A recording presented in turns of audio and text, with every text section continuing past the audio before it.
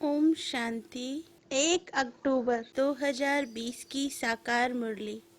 बाबा कहते, मीठे बच्चे, तुम्हें देवता बनना है, इसलिए माया के अवगुणों का त्याग करो। गुस्सा करना, मारना, तंग करना, बुरा काम करना, चोरी चकारी करना, यह सब महापाप है। प्रश्न: इस ज्ञान में कौन से बच्चे तीखे जा सकते हैं? घाटा किन्हें पड़ता है? उत्तर: जिन्हें अपना पोता मेल रखना आता है, वह इस ज्ञान में बहुत तीखे जा सकते हैं। घाटा उनको पड़ता है जो देही अभिमानी नहीं रहते। बाबा कहते, व्यापारी लोगों को पोता मेल निकालने की आदत होती है, वे यहाँ भी तीखे जा सकते हैं। गीत मुखड़ा देख ले प्राणी। ओम शांति। रूहानी पाठधारी बच्चों प्रति बाप समझाते हैं, क्योंकि रूह ही पाठ बजा रही है बेहद के नाटक में। है तो मनुष्यों का ना, बच्चे इस समय पुरुषार्थ कर रहे हैं। भल वेद शास्त्र पढ़ते हैं, शिव की पूजा करते हैं, परंतु बाप कहते हैं इनसे कोई मेरे को प्राप्त नहीं कर सकते, क्योंकि भक्ति है ही उतरती कला। ज्ञान से सद्गति होती है, तो जरूर कोई से उतरते भी होंगे।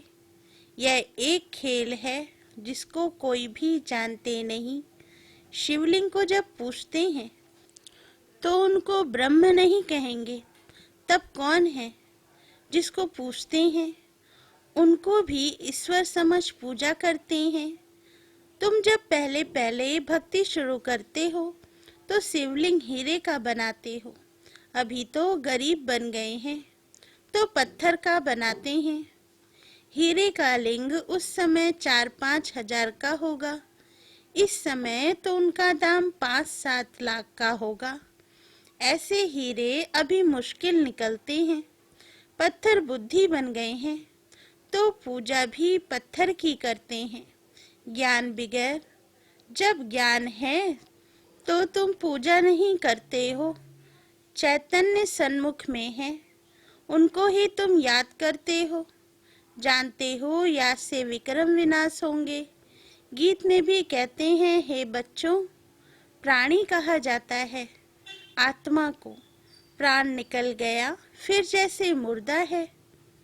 आत्मा निकल जाती है, आत्मा है अविनाशी। आत्मा जब शरीर में प्रवेश करती है तब चैतन्य है। बाप कहते हैं, हे आत्माएं, अपने अंदर जांच करो, कहाँ तक दैवी गुणों की धारणा हुई है। कोई विकार तो नहीं है। चोरी चकारी आदि का कोई आसुरी गुण तो नहीं है ना। आसुरी कर्तव्य करने से गिर पड़ेंगे, इतना दर्जा नहीं पा सकेंगे। खराब आदत को मिटाना जरूर है। देवता कभी कोई पर गुस्सा नहीं करते। यहाँ असुरों द्वारा कितनी मारे खाते हैं, क्योंकि तुम दैवी संप्रदाय बनते हो तो माया कितनी दुश्मन बन पड़ती है। माया के अवगुण काम करते हैं। मारना, तंग करना, बुरा काम करना, यह सब पाप है। तुम बच्चों को तो बहुत शुद्ध रहना चाहिए। चोरी चकारी आदि करना तो महान पाप है। बाप से तुम प्रतिज्ञा करते आए हो, बाबा मेरा तो आप एक, दूसरा ना कोई। हम आपको ही याद करेंगे। भक्ति मार्ग में भल गाते हैं, परंतु उनको पता नहीं है कि याद से क्या होता है। वे तो बाप को जानते ही नहीं। एक तरफ कहते हैं नाम रूप से न्यारा है, दूसरी तरफ फिर लिंग की पूजा करते हैं। तुमको अच्छी रीति समझकर फिर समझाना है। बाप कहते हैं, यह भी जज करो कि महान आत्मा किसको कहा जाए। श्री कृष्ण जो छोटा बच्चा स्वर्ग का प्रिंस है, वह महात्मा है या आजकल के कलयुगी मनुष्य? वह विकार से पैदा नहीं होता है ना, वह है निर्विकारी दुनिया, यह है विकारी दुनिया। निर्विकारी को बहुत टाइटल दे सकते हैं, विकारी का क्या टाइटल है? श्रेष्ठाचारी तो एक बाप ही बनाते हैं, वह है सबसे ऊंचते ऊंच और सब मनुष्य पाठधारी हैं, तो पाठ में जरूर आना पड़े। सतयुग है श्रेष्ठ मनुष्यों की दुनिया, जानवर आदि सब श्रेष्ठ हैं, वहाँ माया रावण ही नहीं, वहाँ ऐसे कोई तमुगुड़ी जानवर होते नहीं। तुमको मालूम है मोर डेल है, वह विकार से बच्चा पैदा नहीं करते, उनको आंसू गिरता है, उसे डेल धारण कर लेती है, नेशनल बर्ड कहते हैं। सतयुग में भी विकार का नाम नहीं, मोर का पंख पहला नंबर, जो विश्व का प्रिंस है। श्री कृष्ण उनके माथे में लगाते हैं, कोई तो रहस्य होगा ना, तो ये सब बातें बाप रिफाइन कर समझाते हैं। वहाँ बच्चे कैसे पैदा होते हैं वह तो तुम जानते हो, वहाँ विकार होते नहीं। बाप कहते हैं तुमको देवता बनाते हैं, तो अपनी जांच पूरी करो, मेहनत बगैर विश्व का मालिक थोड़े ही बन सकेंगे। जैसे तुम्हारी आत्मा बिंदी है, वैसे बाप भी बिंदी है, इसमें मूझने की कोई दरकार नहीं है। कोई कहते हैं हम देखें, बाप कहते हैं देखने वालों की तो तुमने बहुत पूजा की, फायदा कुछ भी हुआ नहीं। अब यथार्थ रीति मैं तुमको समझाता हूँ, मेरे में सारा पार्ट भरा हुआ है, सुप्रीम सोल हूँ ना, सुप्रीम फादर। कोई भी बच्चा अपने लौकिक बाप को ऐसे नहीं कहेंगे, एक को ही कहा जाता है।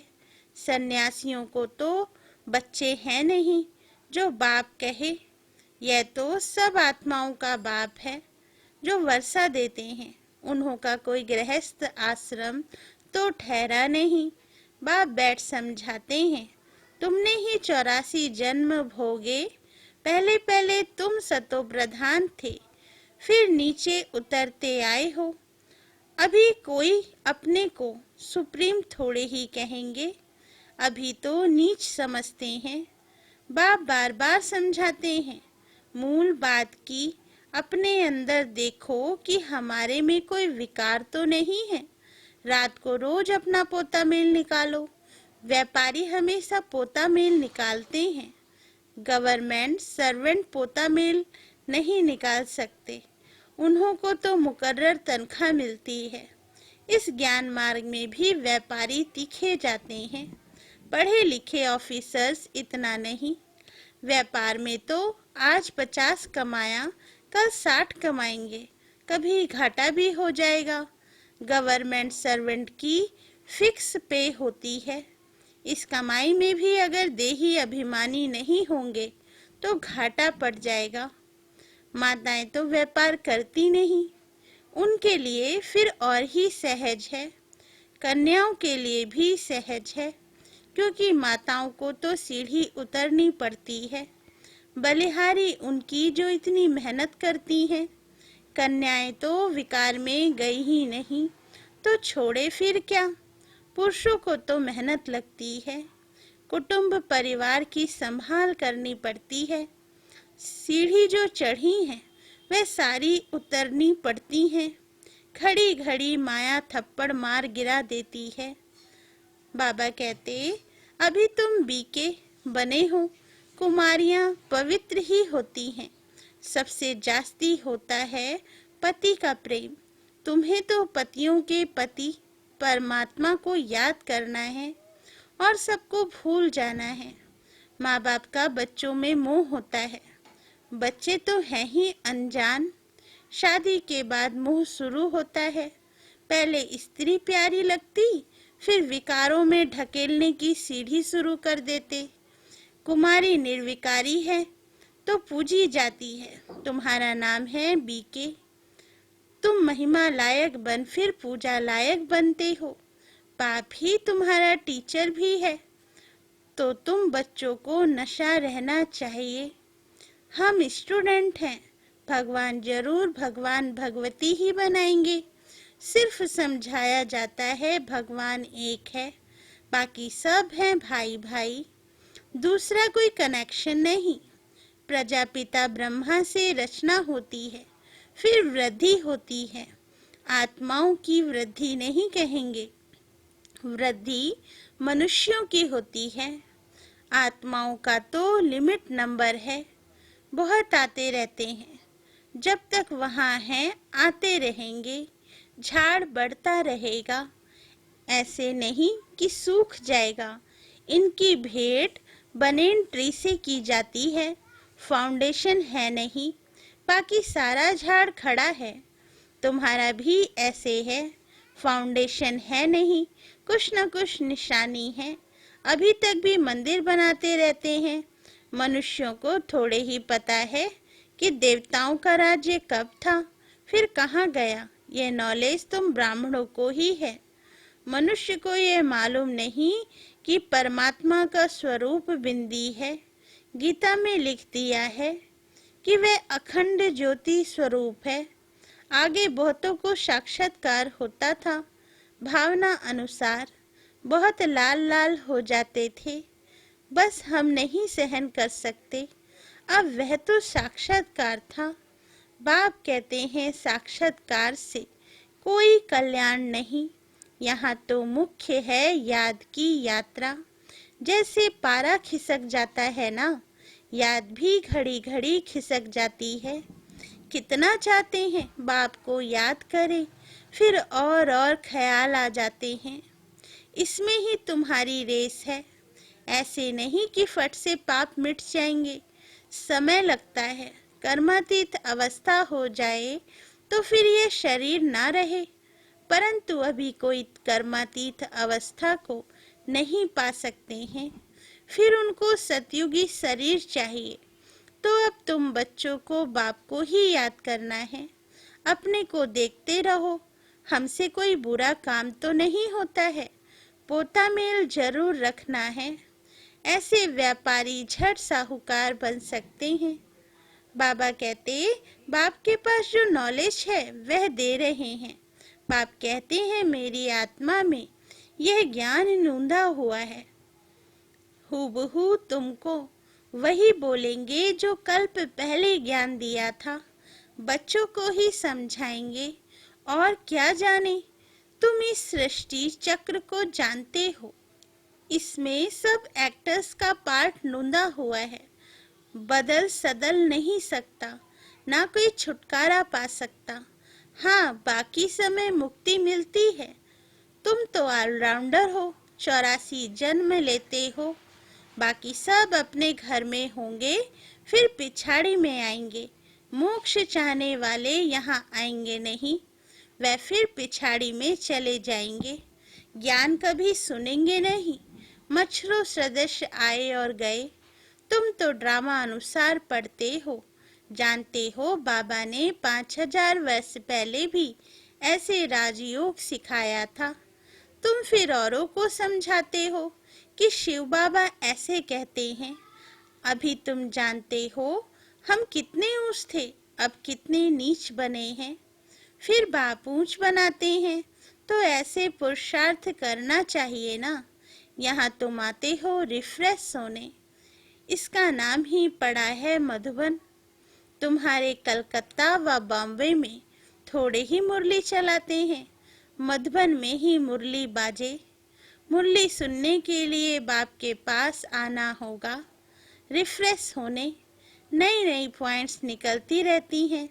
सन्मुख सुनने में तो फील करते हो, बहुत फर्क रहता है। आगे चल बहुत पार्ट देखने हैं। बाबा पहले पहले सब सुना दे तो टेस्ट निकल जाए। आहिस्ते आहिस्ते इमर्ज होता जाता है, एक सेकंड ना मिले दूसरे से। बाप आए हैं रूहानी सेवा करने, तो बच्चों का भी फर्ज है रूहानी सेवा करना। कम से कम यह तो बताओ, बाप को याद करो और पवित्र बनो। पवित्रता में ही फेल होते हैं, क्योंकि याद नहीं करते हैं। तुम बच्चों को बहुत खुशी होनी चाहिए। हम बेहद के बाप के सन्मुख बैठे हैं, जिसको कोई भी नहीं जानते हैं। ज्ञान का सागर वह शिव बाबा ही है। देहधारी से बुद्धि योग निकाल देना चाहिए। शिव बाबा का यह रथ है। इनका रिगार्ड नहीं रखेंगे तो धर्मराज द्वारा बहुत डंडे खाने पड़ेंगे। बड़ों का रिगार्ड तो रखना है ना। आदि देव का कितना रिगार्ड रखते हैं। जड़ चित्र का इतना रिगार्ड है तो चैतन्य का कितना रखना चाहिए। अच्छा, मीठे मीठे सिकिल दे बच्चों प्रति माता पिता बाप दादा का याद प्यार और गुड मॉर्निंग। रूहानी बाप की रूहानी बच्चों को नमस्ते। हम रूहानी बच्चों की रूहानी माता पिता बाप दादा को याद प्यार गुड मॉर्निंग और नमस्ते बाबा। धारणा के लिए मुख्य सार। फर्स्ट पॉइंट, अंदर में अपनी जांच कर दैवी गुण धारण करने हैं।